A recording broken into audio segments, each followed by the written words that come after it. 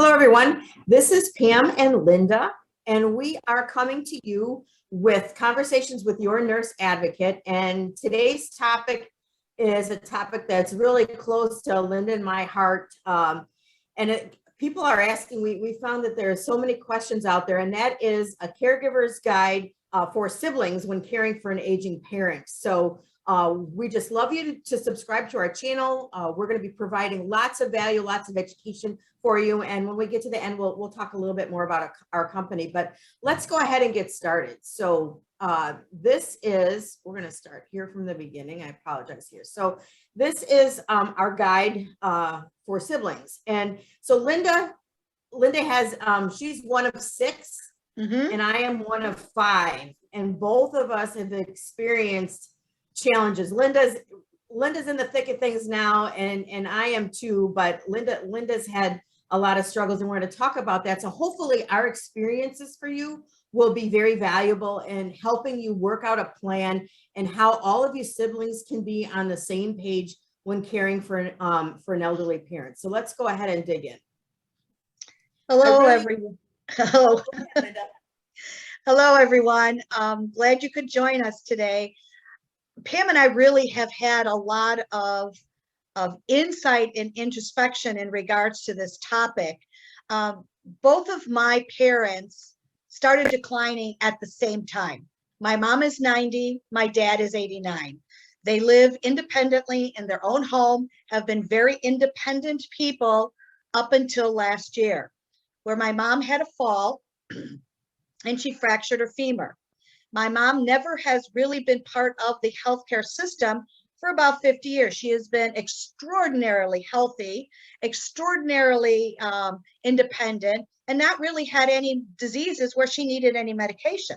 So this fracture really was a very large learning curve for her, because she now had to enter into our very complex healthcare system without having any type of slow kind of insight into how healthcare works. The last healthcare she actually experienced was when my youngest sister was born 50 years ago. So she has been pretty outside of our healthcare system for a long time. Where on the other hand, my father, who has worked in the healthcare system for pretty much all his life, understands it a lot better, but because of his healthcare issues, has not really been able to be his own advocate. So now comes to the place where us as his children or their children come into play. There are 6 of us. And you would think, because we all grew up together, there's 5 girls and my brother, that we would all be able to be on the same page, because we grew up in the same household. We grew up with the same parents, the same values, same belief system, same religion. We all grew up together. But it's interesting that as siblings, as we mature we all up our own secrecy. We sometimes change, our religion changes, and what becomes important to us changes. Sometimes our siblings are not even in the same state as with us. I have a sibling that's out in California. I have another sibling that is in Florida. I live in another state as well, and so does my other sister. So basically, there's really no one that lives really close to my parents. So as this decline happened, we as siblings needed to come together. And one would have thought that that would have been an easy process because we are siblings, but it's actually a lot more difficult than you would think. And a lot of it has to do with because the siblings who are out of state do not necessarily see my parents as often as as often as one would like, as they would like, and as my parents would like. So they're not there to see the day-to-day changes. So as things happen, they're not necessarily aware of it. And I don't know about your family, but in ours, I am a nurse. So because I'm a nurse, everybody utilizes me for healthcare issues or ask questions, and just figures out that, I, as the healthcare provider, because I understand the healthcare system very intimately, that I would just be able to do all of these things. Well, when you have two parents declining at the same time and you work full time and you have a family and you have children, that's not as easy as one would think. It puts a lot of stressors on your own family, my husband and my children, because now I'm pulled in multiple directions because I'm dealing with my father and dealing with my mother. And I also have to learn how to ask for help, because as a nurse, one of the things is that I want to deal with it. I like that control of dealing with those healthcare situations. Well, in this situation, I needed the help of my siblings. But what my siblings are able to do and what they're able to contribute is very different. When you live out of state, it's not like you can take mom and dad to their appointments. When you're living in state, even though you're close by, you may have other responsibilities, work, young children, things that actually take up a lot of your time. And because this was, even though we knew eventually this was going to happen, it still happened very unexpectedly and very quickly. It made us rethink how we were working together as siblings. So we started having weekly calls with each other and setting up a group text, kind of like a family text, where all of the siblings were able to contribute their input. We would send pictures back and forth. We would be on conference calls, and the ones that were close by were able to set up a calendar to be able to take my mom and dad to their doctor's appointments.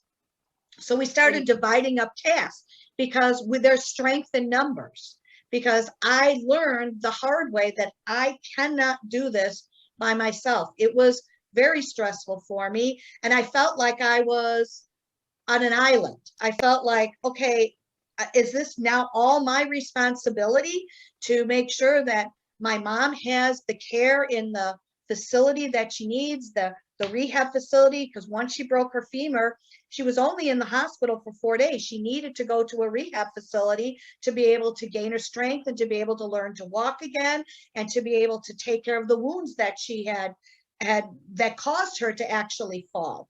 So it's a very difficult, there's a lot of planning that has to go into this. There's a lot of unique features. My mom, being as independent as she did not want to do anything. She wanted to be left alone. She felt she could handle this on her own. Well, you can't handle a fracture on your own. The hospital system, because of COVID pandemic, was limiting their visitors, was limiting how we dealt with things and how we could meet in conference and make sure that care was being provided adequately.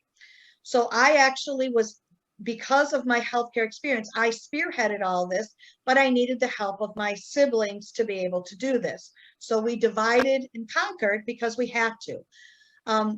Getting mom into rehab was another challenge because of where she lived and where I lived. And because I wanted to make sure I could oversee the care she needed, I wanted her close to me in the state I was at. So now that meant moving her from the area she lived to the area I lived and making sure she had the care there, and knowing because of that, I was going to take a lot of the responsibility of overseeing her care while she was in this rehab facility on top of my other responsibilities. But knowing the healthcare system as I did, I wanted to make sure that my mom had the best care that she could in the rehab facility and follow that care religiously, because sometimes things fall through the cracks. And especially with our pandemic, visiting hours were limited, the ability to visit.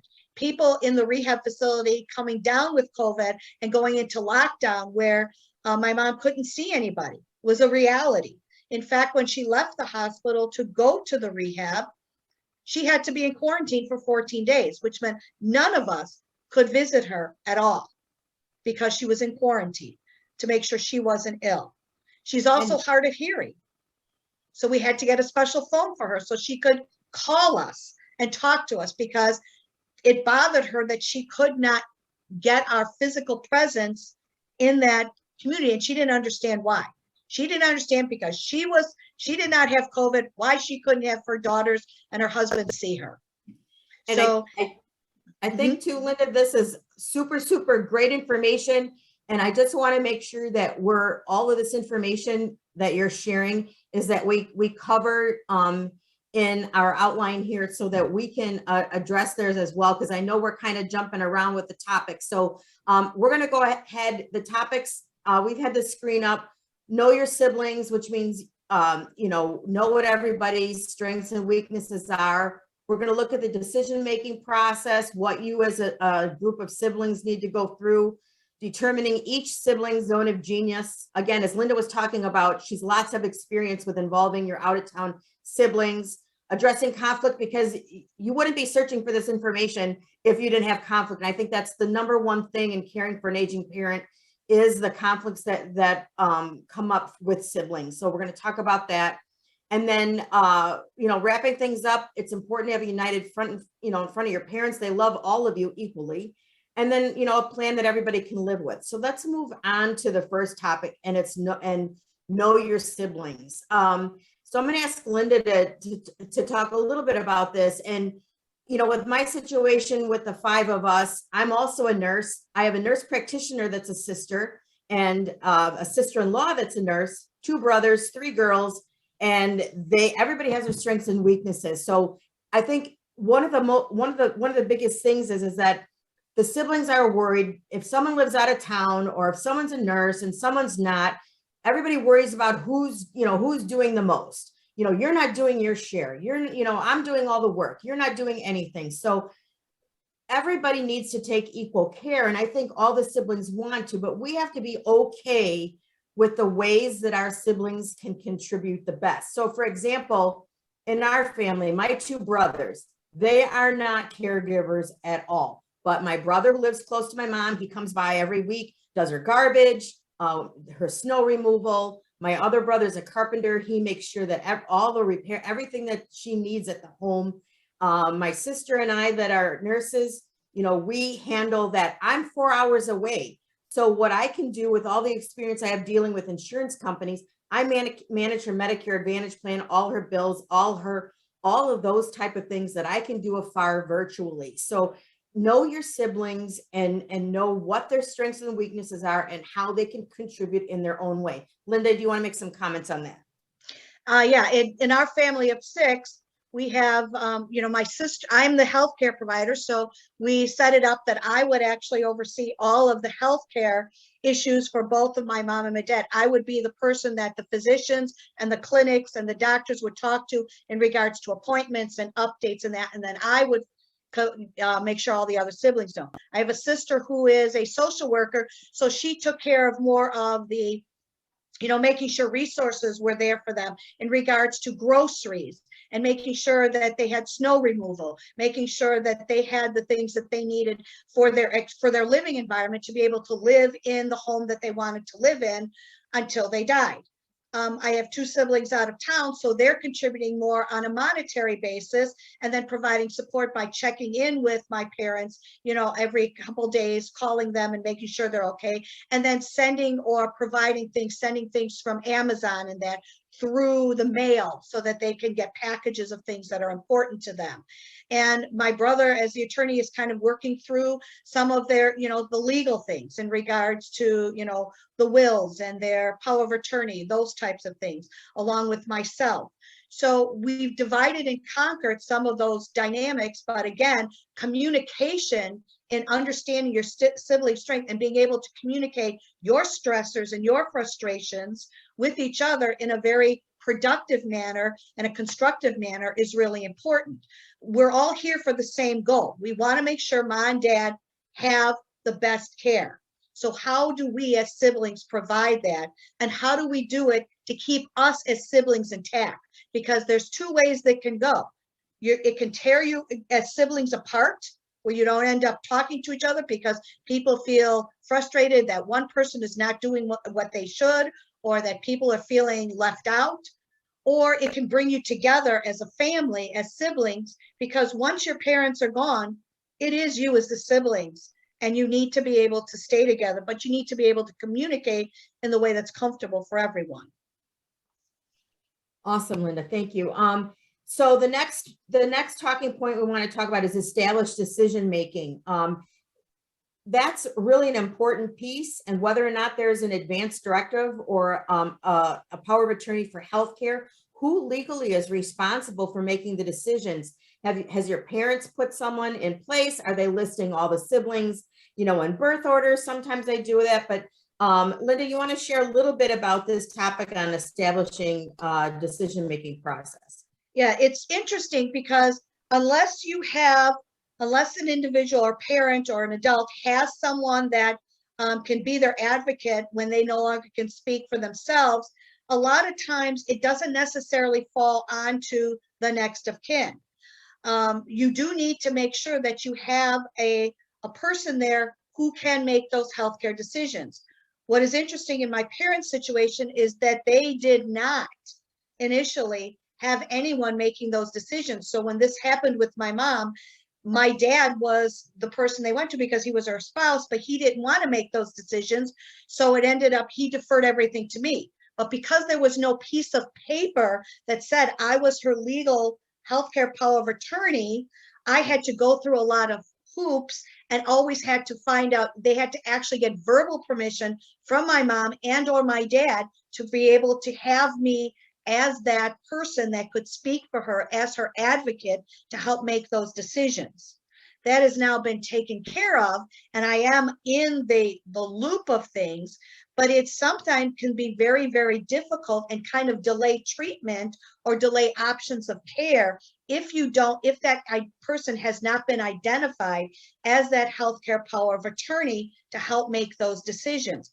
And sometimes immediate family or spouses may not have the ability or may not want to make those decisions because they feel they're going to make the wrong decision.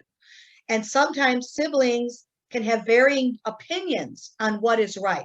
So having that central person to where all that information can feed into and then dispersing that information out in a way that everybody can understand is really important. Otherwise, what happens is you don't end up making a decision, or you make a decision that may not be in the best interest of that aging parent. And those are all good points. Just a couple of quick things I wanted to add. Number one, the bad thing is if there is no power of attorney for healthcare in place and your aging parent becomes unable to make their own healthcare decisions and there is nothing in writing, that could ultimately go to court. The court could choose, a family member, or they could choose an independent or corporate guardian. And so sometimes those decisions, if families can't agree, those decisions may be taken away from you. So it's so important for you to discuss having this written power of attorney in place before your parents are no longer able to make their own decisions. Number two, the other point I wanted to bring up is that this is, as Linda mentioned, this is another area of contention for siblings. I can't stress enough that we need to put our own, we're all human. If anything happens to our parents, we know we love them and we will miss them. We want to keep them around as long as possible. But what I want to stress here, sometimes with siblings, we have to remember it is not about us. It's not about what we want because we don't want to let them go. We have to respect our parents' wishes. So please, as a family, as a sibling group, have the conversation with your parents on what they want. What do they want their final journey to look like? Do they want hospice? Do they want a feeding tube? Do they want to go in a nursing home? Do they want, to consider hospice and just comfort cares? And then once your parents share those wishes with you, you need to really respect them. And even though it may go against what you're truly feeling, we are, as children, we need to honor our parents' wishes. So Linda, was there anything else before we move on that you want to add to that? Just to make sure, a lot of times our parents, especially if they have the beginnings of dementia and that, may not be making good decisions or healthy decisions in regards to their care. So it's really important that you start having these conversations early on, and that these decisions or your parents' wishes are shared amongst all of the siblings, so everyone is on the same page. Because I, as a nurse working in ERs and ICU, I have seen the other side of that, when nobody knows what their wishes are, and there is a true contention of what should be done for their aging parent, and then it ends up being taken out of their hands and ends up becoming a guardianship issue. Great information. Moving on, and I do want to just stop. We're going to try and move, a little bit more quickly through this, as this is just kind of a video to give you the highlights and get you going. I will tell you that Linda and I are also working on a course that will go into more detail. So that's just kind of a sneak peek of what's to come in the future. We talked a little bit about determining the zone of genius. And in this section, again, have a plan and have each sibling and write it out so that everybody is in agreement, or talk it out, whatever works best for you as siblings, but determine exactly how each individual sibling is going to contribute to the care of their parents, and whether they're out of town or in town. We're going to talk about the out of town next, but just getting an idea about what role each sibling is going to play, so that everybody feels that everybody is doing their part and what they can do. Linda, anything you want to add to that? Yeah, and just know that if you have, in our family, my sisters and I have grown children that can also contribute, and they can also be part of this whole zone of genius. They may be able to do some transportation or shopping or home repairs, or just companionship with the aging adult if they need someone to sit with them. So don't forget about the nieces and the nephews and the grandchildren that are grown that can also contribute to this zone of genius. Excellent point, Linda. All right, let's move on to out-of-town siblings. Linda talked a little bit about it.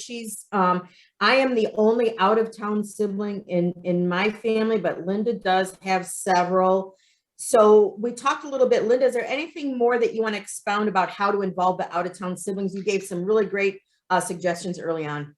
Now, I think just making sure that the communication is open in multiple ways, through texting, through emails, through Zoom calls, through team meetings, making sure that you have, as we at a set time every week that we got together and we talked about it. When I would go to the house, I would share pictures, or I would share communication with my siblings about what happened during that nurse visit or with doctor's visits. So I think it's a lot about communication and making sure that there is open lines of communication, no matter how they want to be communicated, and in several different methods. So everybody feels that they are participating and feel that they are included, and it's an inclusive component, because we all love our parents, that our parents love us.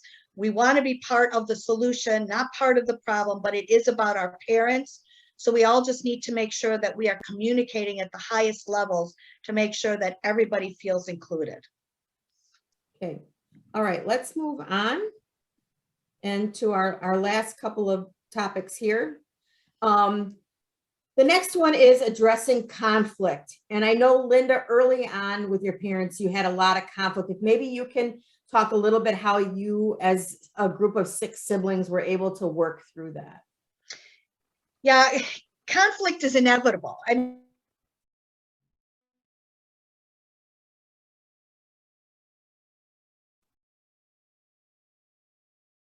Being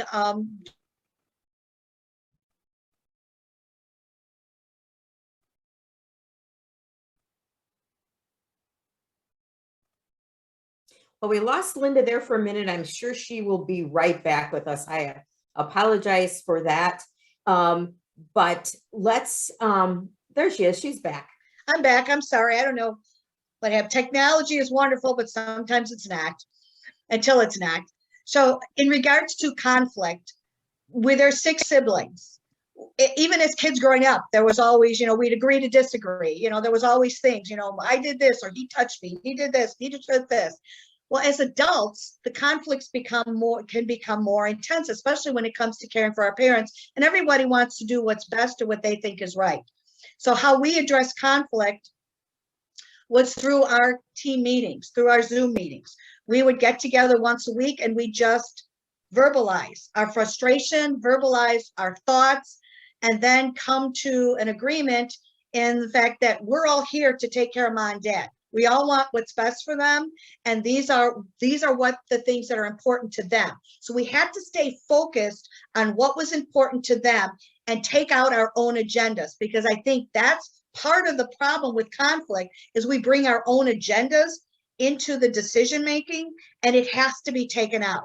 So through open, honest, transparent communication and keeping the focus on their agenda, our parents' agenda, actually helped delineate or decrease the conflict. And then by keeping it focused of who's going to do what in those zones of genius, I think really decreased a lot of the conflict. Knowing that one sister was going to be taking care of this aspect of their care, and my other sister who lived out of town was going to take care of this aspect, and my brother was going to take care of this aspect, really decreased our conflict and really helped with conflict resolution. And those are excellent points. And the only thing I could say is to that, like with an out-of-town sibling, for example, a lot of things can be done over the phone. My mother's having some back issues, needing some back surgery. She no longer is able to stand and make herself a meal. My husband's a mechanic. And so one of the ways that he could give or contribute to this is he found a scooter that didn't even run for $100. So we picked that up and he made it work. He made it run. So she's got a scooter now. And, a sibling that lives out of town can make phone calls. We had to get my mom set up on Meals on Wheels. That doesn't need to have somebody, in person. Someone that lives out of town can make that phone call to the county that your parent lives in or make arrangements for those Meals on Wheels. So there's lots of things that out of town and there's lots of things that people can do without physically being there. And it's so important to take as much of that stuff off of the plate of the siblings that are actually doing the hands-on care, whether it's bathing, house cleaning, taking the parent to a doctor's office. I mean, the more other things you could take off, then the sibling who's providing that care is not going to feel like they're doing all the work on their own. So correct. That's really important. It is. Next thing is a plan that everybody can live with. And I think, as we work towards the end, as we work toward the goal of siblings and putting a good plan in place, once those zonas geniuses are determined, once we know what each sibling is willing to do and what they can do based on their lifestyle and their situation and their strengths and weaknesses, then you need to put a plan in place where everyone agrees on it so that moving forward, you can start working like a well-oiled machine versus taking 2 steps forward and 3 steps back, because you're always constantly trying to hash things out. So really having a plan in place is that everyone can agree with is important. Linda, you want to make some comments on that? Yeah. And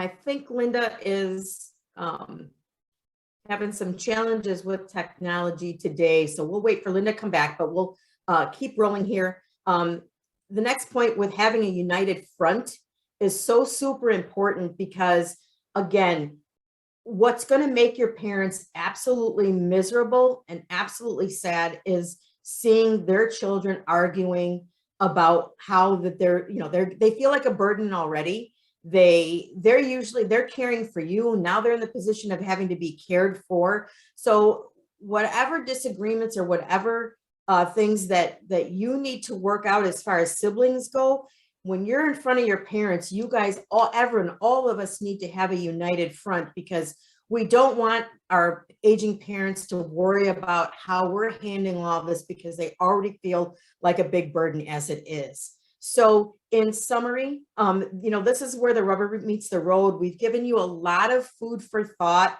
a lot of things to think of. We've given you the framework and the groundwork for you to work as a group of siblings to go through this. Again, please leave some comments, on this video. If there's any special questions, we'd love to be able to, or we would be very happy to do a video specific to a certain sibling problem that may be out there. Obviously, we would keep, things confidential, but in a general perspective, if you have a particular issue that's coming up as siblings, please reach out and ask a question. We'd be very happy to do a video to address those concerns. So as we wrap up today, caregiving is truly a labor of love. It is not easy. It especially those siblings, they have their own kids, they have their own families, they may have their own grandkids, lots of things going on, and you're pulled in so many different directions, but your parents are the only parents that you have. So, this is the time when everybody really needs to, just come together and do what you need to do, put your differences aside, put your own agenda aside as much as possible, and just come to an agreement on how you're going to provide the care for the people that you love the most. In wrapping up here, Your Nurse Advocate Consulting, you're going to see videos from us. We have 3 arms to our business. We have the patient advocacy, which would be an example of this video today. We also have wellness, where we do education and courses in helping you live a healthy lifestyle. And our last arm of our business is we do business consulting. As experts, we can assist with home health, hospice, or personal care agencies, work with improving their bottom lines, improving their metrics, and improving their qualities. Lastly, this is briefly how you can reach us. So I just encourage you, I hope this video has been very helpful for you and has created a lot of discussion for siblings caring for an aging patient or aging parent. Sorry, the nurse coming out in me. But don't forget, subscribe to the channel. We've got blog posts that deal with all of these subjects. And so with checklists, lots of tools for you to have. So feel free to check us out on our website, and don't forget to subscribe to our channel. We'll see you on a video soon. Take care, and we'll see you soon.